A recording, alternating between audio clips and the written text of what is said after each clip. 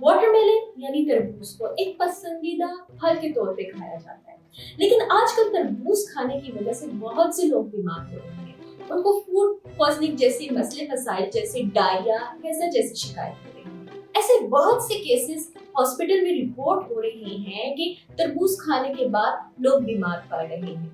जैसे ये cases report होते हैं तो सोशल मीडिया पे भी ये चीज बड़ी वायरल हो जाती है कि तरबूज में ऐसे इंजेक्शंस लगाए जा रहे हैं, ऐसे केमिकल्स यूज किए जा रहे हैं जो इसके रंग को और गाढ़ा करता है और इसकी मिठास को बढ़ाता है। इन्हीं इंजेक्शंस की वजह से लोग बीमार पड़ रहे हैं। सोशल मीडिया पे कई इन्फ्लुएंसर्स ने इसके बारे में वीडियोस बनाई, बगैर तहकीक किए हुए उन्होंने वीडियोस बना दी और इस तरह लोगों में डर पैदा हो गया कि उन्होंने तरबूज को नहीं खाना। तो अब ये सोचने की बात है कि ये बात यहाँ पाकिस्तान में कैसे फैली। इंडिया में किसी डॉक्टर ने बयान दिया है कि तरबूज में केमिकल जो है वो एक ऐसा केमिकल लगाया जाता है जो इसके रंग को और सुर्ख करता है और उसकी मिठास बढ़ाता है। जैसे ये बात फैली तो लोगों ने वहां पे बायकॉट करना शुरू कर दिया और वहां के जो फल फरोश थे उनको बहुत ज्यादा नुकसान हुआ। लेकिन जब मुख्तलिफ जगहों से सैंपल्स लिए गए तो वहां से साबित हुआ ये बात बिल्कुल गलत है। तो पाकिस्तान में भी यही सूरत हाल हुई। जैसे ही तरबूज खाने से लोग बीमार होना शुरू हुए तो ये बात सोशल मीडिया पे फैल गई कि तरबूज में इंजेक्शंस लगाए जाते हैं जिसकी वजह से लोग बीमार पड़ रहे हैं। लेकिन इसमें कोई हकीकत नहीं है क्योंकि हमें इसका कोई प्रूफ नहीं मिला।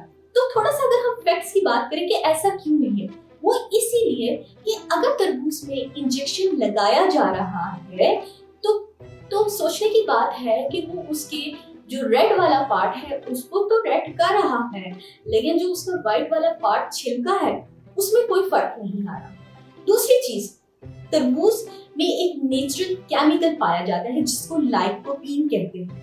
लाइकोपीन तरबूज को लाल रंग देता है और लोग उसके लाल रंग से ही जो है उसको एसोसिएट कर देते हैं कि इसमें केमिकल ऐड किया हुआ है, इसमें इंजेक्शन लगाया है। तीसरी चीज, तरबूज को मार्केट में लाते हुए 3-4 दिन का प्रोसेस लग जाता है। तो तरबूज की कुल जो शेल्फ लाइफ की बात करें तो 4 से 5 दिन होते हैं। अगर कोई किसान अगर कोई ये हरकत करे कि उसको इंजेक्शन लगा दे तो तरबूज पंचर हो जाता है और इस तरह उसकी शेल्फ लाइफ भी कम हो जाती है। जहां पे तरबूज ने 4 से 5 दिन सर्वाइव करना था वो मुश्किल से 2 दिन सर्वाइव कर। तो सोचने की बात ये है कि कौन अपने प्रोडक्ट की शेल्फ लाइफ खराब करेगा। अब सवाल ये पैदा होता है कि अगर तरबूज में कोई इंजेक्शन नहीं लगाया जा रहा तो लोग तरबूज खाने से बीमार क्यों हो रहे हैं। अगर हम बात करें तो इसके पीछे मुख्तलिफ किस्म की वजूहात हैं। तरबूज इंतहाई डेलिकेट फूड है, अगर उसको सही से उसकी हैंडलिंग ना की जाए तो इसीलिए जो बैक्टीरिया है वो उसमें ट्रांसफर हो जाता है और कुछ लोगों को खाने से वो लोग बीमार पड़ जाते हैं। अब अक्सर ऐसे होता है कि मोस्टली लोग क्या करते हैं कि तरबूज को कट लगवाते हैं कि वो देख सकें कि उसमें मिठास है, उसका रंग कैसा है, पका हुआ तो सही है।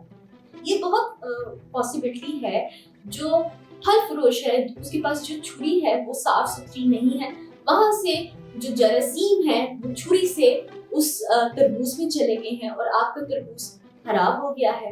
इसके अलावा स्टोरेज में भी बहुत मसला आ जाता है कि तरबूज को काट के आपने फ्रिज में नहीं रखा, वो बाहर पड़ा रहा है।